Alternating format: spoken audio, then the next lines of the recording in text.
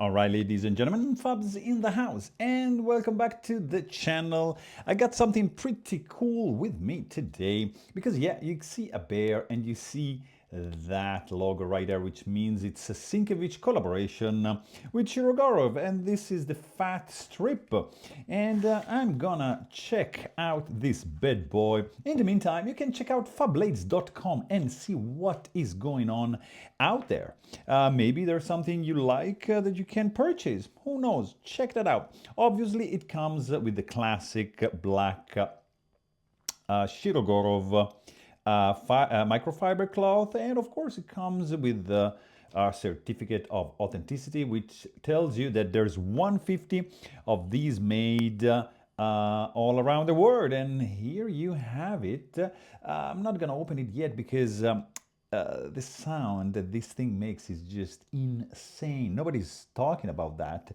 The sound this fella makes is probably the best sound that I've ever heard on a Shiro. I can probably say that there were some 111s that they were just spectacular, but this fella, I think it's gonna just simply take the cake. What do we have here is a folding knife. It's a flipper. It is a collaboration from with Shirogorov and Dmitry Sinkevich. This is the fat strip. Why it is called fat? Because you have a 5mm at the thickest point blade, which is made of magna cut steel. So traditionally inspired by, Japanese working knives, this one, look at that. Look at the upswept cutting edge spine that the blade is showcasing. Really, really obvious the winking at the Japanese blades. You have, of course, this is not a friction folder. This is a flipper. Even if the flipper is microscopic, it's gonna be like a pleasure to flip this thing open. It looks quite simple at a first glance, but if you check out closely, the blade has a lot of work. Look at this wedge going on, very, very deep. And look at the flats matching with this geometry. By the way, all these blades are hand ground at the factory, so there's no machining going on over here. This is a handmade kind of artistry going on over here. There is no finger choil, kind of like in the Pero configuration. Kind of reminds me of the Pero a little bit, this area over here.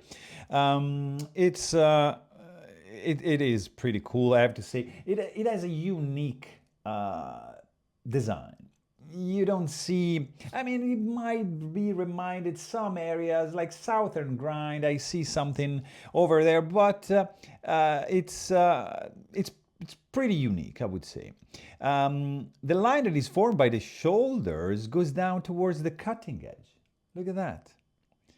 And just beyond that line on the fat strip, you have another one which descends from the spine and goes in the opposite direction to the aforementioned shoulders. This is what Shiro says. And I subscribe to that. And again, they go on saying the oblique line comes from the spine and turns into a lateral one, which runs along almost the entire length of the blade and separates the primary bevels from the swedge. Blade flats are satin, and the primary bevel is just sporting a more utilitarian and practical stonewash finish. Pretty cool indeed. Guys, you see the micro grooves on both sides, and you see the asymmetry done with the handle, which is titanium, which is has a complex bronze anodization. You can see the color is just spectacular. Really, really cool. I have to say, Shiro is probably the maker that is doing the best bronze anno on the market. Let's just say that. Let me know in the comments if you disagree with this, and let me know what you guys think about this anodization going on over here. Of course, under the hood we get some multi-row bearing system. You see the logo right up here in a Mickey Mouse configuration. Wow, this sound, guys, is just ridiculous. It's insane. Anyways, MRBS, multi-row bearing system under the hood. You get an unusual pivot for the show side, classic Sinkevich screw on the back. You have a blue anodized titanium pivot colors on both sides. You have a pretty sleek design overall, guys. You have some jimping going on over here. Nice, not crowning, but just some chamfering going on over there. Flat grind. This is a liner lock with the very, very tight tolerances going on over here.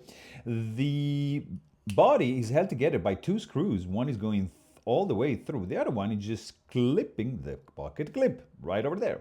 And the liner is held together in place by these three screws, which are perfectly hidden under the pocket clip. So pretty complex build. Look just for example at the backspacer, which has a centering backspacer on both sides for the heel of the blade and the tip of the blade. How cool is that? The most inconspicuous and absolutely working flawlessly flipper tab completes a very tiny package. In fact, I want to show you, for example, a couple of full-size Shiro. I got an Astrum, I got F3. It sits right in between, as you can see. For example, this is a Stellaris, or Stellar, like same size, much smaller than that. For example, you want to know up against, I don't know, a couple classic, that's a small Sebenza 21, and this is a large 21. And it's right in between these two fellas. So it is a smaller knife. It is a fat one because, of course, it's a thick one. I believe the weight, actually we can check, is very well contained because of the internal skeletonization. Massively reduces the weight on the inside, and we are weighting in at 4.5 ounces, which is not too bad if you consider the 5mm thickness of this bad boy made out of Magna Cut. The sound that this fella makes is scary. It has a skiock. I don't know how to say in English, but this thing just skiocks. That's what I would say in Italian. And the action is proverbially smooth. This is straight out of the box. No tuning needed indeed. Massive backspacer protects all the way around and just comes with this large jimping. Pretty cool. This extract right over here at the end. I can't stop looking at that. It just covers the blade tip and it put it like in a perfectly show-off position and safe position as well. Handles like perfect. Really cool. The jimping is effective, not too much, but it just feels pretty cool in the hand. You have, yeah, a massive lanyard hold with massive chamfers, which is kept at this position right over here. So you have like the knife in the pocket and this guy hanging over to the side is gonna be like over here, not over the top. So it's just something that you need to point out. This is a 3D concave handle on this side. You can see maybe from this angle what I mean with asymmetry going on over here.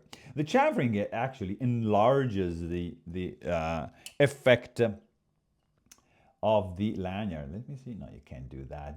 You gotta be doing like a light switch, not really for push button. Check out the micro milling that is going on the side of the flipper tab. Nice little lines going on over here. Beautiful chamfers. There's not really like an apron like you would see on a Stellar or Stellaris to keep the debris out of this part. You see here is protected, not so much on the strip, but still it is pretty cool. The lock bar is satin and has a beautiful finish. I don't know if you can see that, but you can probably guess that it's done flawlessly. Guys, the action, woohoo, really, really smooth. I mean, this is the fat strip. This is a collaboration between Dmitry Sinkevich and Shirogorov. This is a phenomenal one.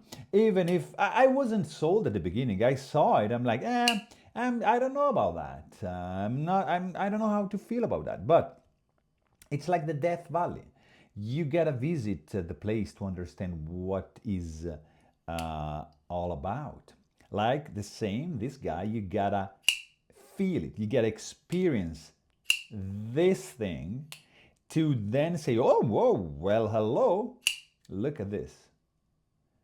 This is the knife that proved me wrong, because I was initially not against, but not sold about it. But I have to say, probably my only nitpick is I'm not sure about the pivot and the lanyard hole, but definitely I'm sure about the blade shape, which I truly love.